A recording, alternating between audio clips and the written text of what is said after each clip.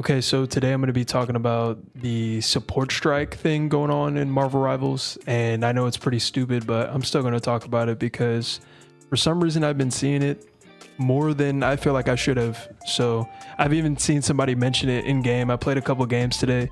By the way, guys, I finally ranked up again. So I promise I'm going to get to at least GM soon because I want to be able to have a better opinion than I do now on the game. And the only way to do that is play in a really high rank.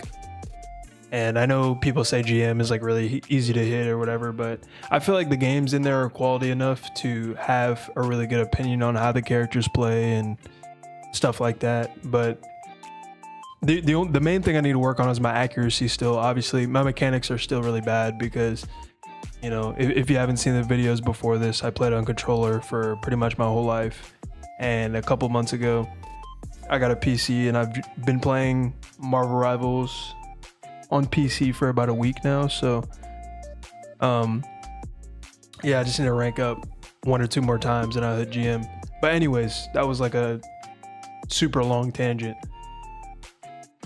What I wanted to talk about was the support strike thing. And I've seen a lot of people saying like support is a really difficult role to play and stuff like that, and that people need to give support players their respect. And this has been happening across a bunch of video games. It's been happening since Overwatch, really.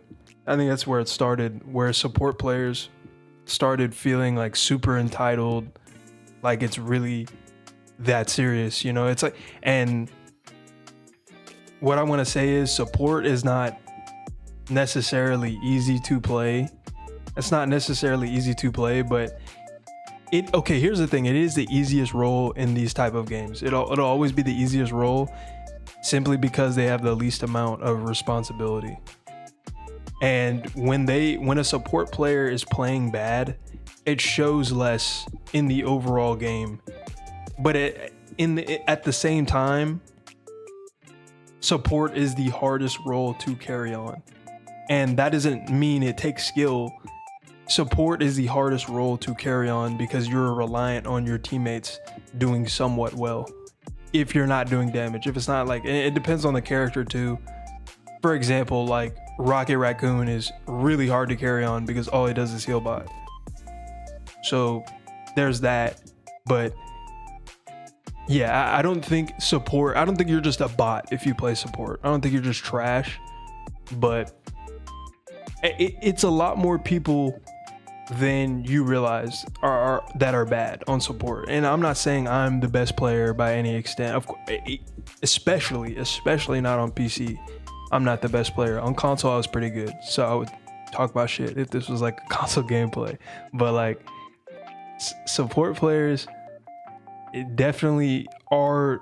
I seen somebody. What did somebody say? Necros. I think Necros said they're usually the worst player on the team, and they are. They're usually the worst player on the team, and they're usually, if somebody's throwing really hard, it usually is support. But that doesn't mean that they're all bots. Okay, because I feel like a lot of support players make the game way more serious than it is, and they try to play victim, and that's why a lot of the times, in my games at least, this is my opinion, I see support players throwing more times than not, especially Rocket Raccoon players. I'm sorry, I'm sure there's some good ones out there. I haven't really met them yet, I'm sorry, but Rocket Raccoon players throw my games the most. Like if something doesn't go their way in the first 30 seconds of the game, I've had multiple games where a Rocket Raccoon just threw because, you know, he's like, oh, my teammate gave me bots, like the matchmaking gave me bots, and they'll literally, I had one sitting in spawn just healing nothing the whole game because he was mad that we died in the first two fights or something like that, and he just started throwing, and he's, you know, typing in chat the whole game. You know, those insufferable dudes that do that the whole game. They just sit there and bitch and moan and whine. You know what I'm saying? Most of the time that's support players. So I think that this whole support strike thing is really stupid. Okay. And I feel like you don't really care to play support in the first place if you're going to purposely get on the game and not play a support when you see everybody lock DPS or tank. Because if you feel so entitled that, oh, you know, my teammates are bad every game and I have to carry, then get on DPS and get better at the game. Because I'll tell you what, I promise you. Okay, so I'm not the best player, but you go look at a lot of guys that do unranked to GMs, they're usually playing DPS. And if you just want to carry your games and you think you're actually doing a lot on support and you think you're really good at the game, if you're one of those guys that thinks you're really good at the game and you think your teammates are selling, learn DPS for like a week and try to carry on that role. I promise you, a lot of you guys that are saying that won't be able to carry games on DPS, and you'll be getting duked on, and you know, you'll get supports talking about you like, oh, my DPS are throwing, or my DPS are trash, so I'm just gonna throw. Like, people don't realize that literally don't play DPS at all. They don't realize how hard the other roles are. Me personally, I think DPS is the hardest role, but it can be tank. I think it just depends, like, because tank, you can get shredded really easily if your supports are bad. So I think it depends, but I think generally most of the time DPS is the hardest role because it requires the most mechanical skill, situational awareness. Situational awareness meaning you have to know when to get in and get out. You have to know when you're being too aggressive, and you have to know when to be aggressive.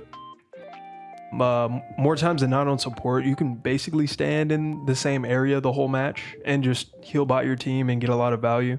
You shouldn't do that on most characters besides Rocket Raccoon, but you can just sit behind your team as a support player and just, you know, eat popcorn, enjoy the scenery.